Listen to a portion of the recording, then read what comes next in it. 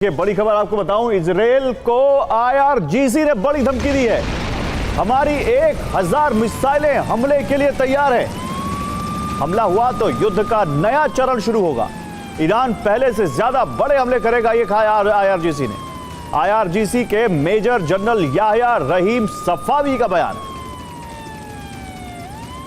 तो इजराइल और ईरान के बीच सीज फायर टूट चुका है। 30 जून और 1 जुलाई की रात इजराइल की ओर से ईरान पर हमले हुए। इजरायली खुफिया एजेंसी मोसाद के एजेंट्स ने IRGC के ठिकाने पर ड्रोन अटैक किया। इस हमले में ईरान के कई बड़े अधिकारियों के मारे जाने की रिपोर्ट है। इसके बाद ईरान ने इजराइल पर पलटवार की तैयारी कर ली है। उधर इजराइल ने भी अमेरिका के सहयोग से लंबी जंग का बंदोबस्त कर लिया है। माना जा रहा है कि अगले 7 दिनों में ईरान और इजराइल के बीच जंग का दूसरा चरण शुरू हो सकता है। देखिए तेहरान में क्या हुआ है और अगले 7 दिन महासंग्राम का कारण कैसे बन सकते हैं।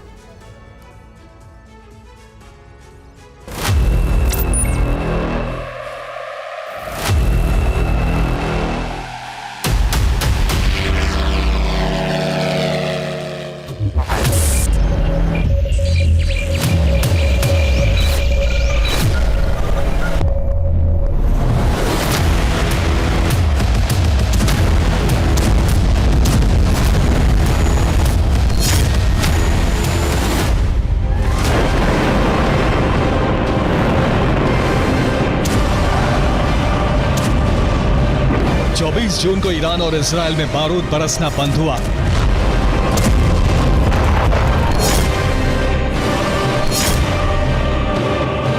लेकिन 30 जून को इस सीज फायर का उल्लंघन हुआ है। ये तस्वीरें ईरान से आई हैं।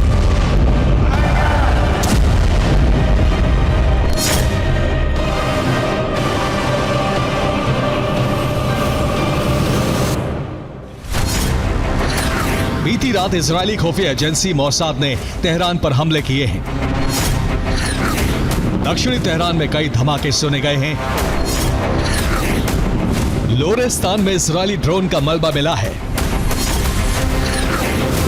ईरान इजराइल पर बड़े हमले शुरू कर सकता है। इजराइल ने भी बड़ी जंग की तैयारी कर ली है।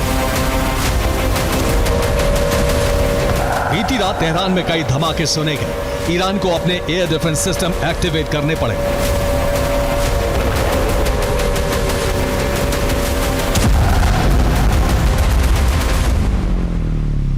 तेहरान में हुए धमाकों पर रिपोर्ट है कि इजराइल ने IRGC के बड़े कमांडरों की बैठक के दौरान हमला किया। इसका टारगेट मीटिंग में शामिल बड़े IRGC अधिकारी थे। इस हमले में IRGC के कई अधिकारी मारे गए हैं। इजराइल ने इसे सर्जिकल स्ट्राइक कहा है। तेहरान में हुए हमले के अलावा इजराइल ने लोरेस्तान में भी ड्रोन हमले किए हैं। ये इंटरसेप्ट किए गए ड्रोन का मलबा है।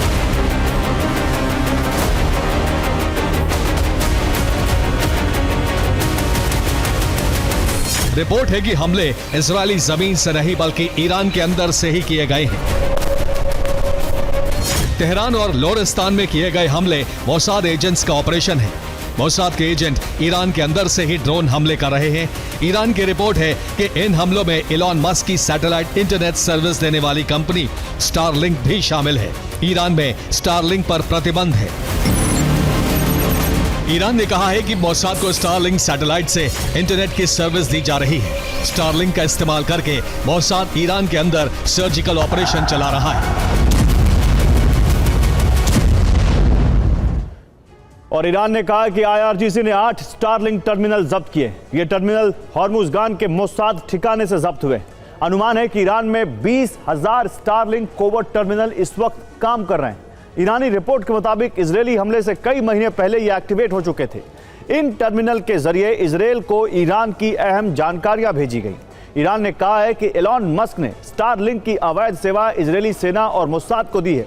स्टारलिंक के स्टेल्थ हार्डवेयर फ्लेक्सिबल बीम से सुरक्षित कम्युनिकेशन होता है, जिसे इंटरसेप्ट करना मुश्किल है। मोसाद ने स्टारलिंक को सिग्नल इंटेलिजेंस की तरह इस्तेमाल किया है और ईरान के मुताबिक ट्रंप के इशारे पर मस्क ने स्टारलिंक की सर्विस एक्टिवेट की है।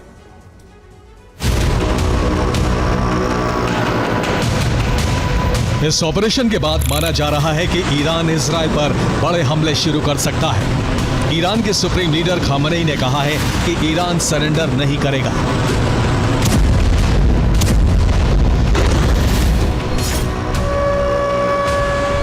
ईरान ने अपने मिसाइल लॉन्चर्स और एयर डिफेंस सिस्टम को वॉर रेडी कर दिया है। ईरान की राष्ट्रीय सुरक्षा समिति ने चेतावनी जारी कर दी है। राष्ट्रीय सुरक्षा समिति ने कहा है कि IRGC के कमांडरों की हत्या का बड़ा प्रतिशोध लिया जाएगा। ईरान भी इजरायली प्रधानमंत्री नेतन्याहू की जान के लिए खतरा बन सकता है। ईरानी सेना प्रमुख ने कहा है कि इजरायल के साथ जंग छिड़ी तो पहले से ज्यादा बड़े हमले किए जाएंगे।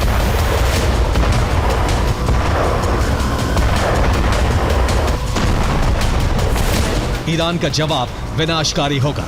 सीज फायर का उल्लंघन करने के बाद इजरायल भी बड़ी जंग की तैयारी में जुट गया है।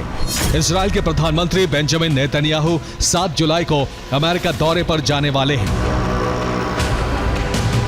इस दौरे में इजरायल पर हमलों की रणनीति तय की जाएगी। इस रणनीति के संकेत अमेरिकी राष्ट्रपति ने सीरिया के लिए नरमी दिखाकर दे दिए हैं।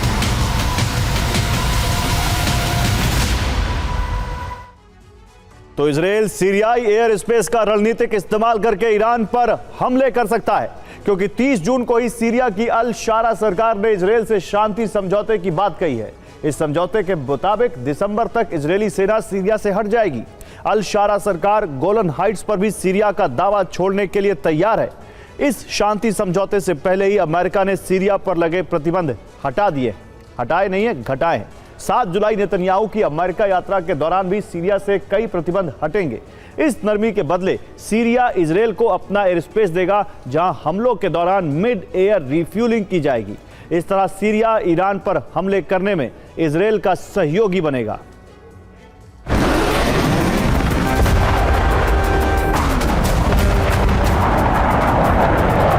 इजरायल ने ईरान पर बड़े हमलों की तैयारी कर ली है। अमेरिका ने कई कार्गो विमान भरकर इजरायल को हथियार भेजे हैं।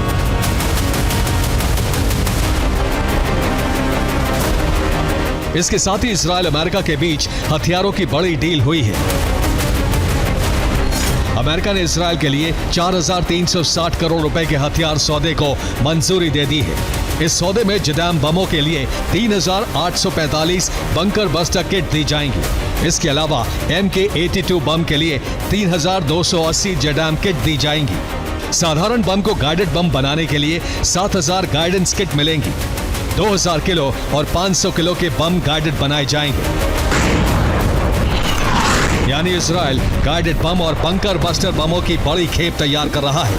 इजरायल का इरादा साफ है कि नेतन्याहू का अमेरिका दौरा खत्म होते ही या उससे पहले ही ईरान पर ऑपरेशन राइजिंग लायन का दूसरा चरण शुरू किया जा सकता है और ये जंग महासंग्राम में तब्दील होनी तय है। Bureau report, TV9 Bharatvarsh.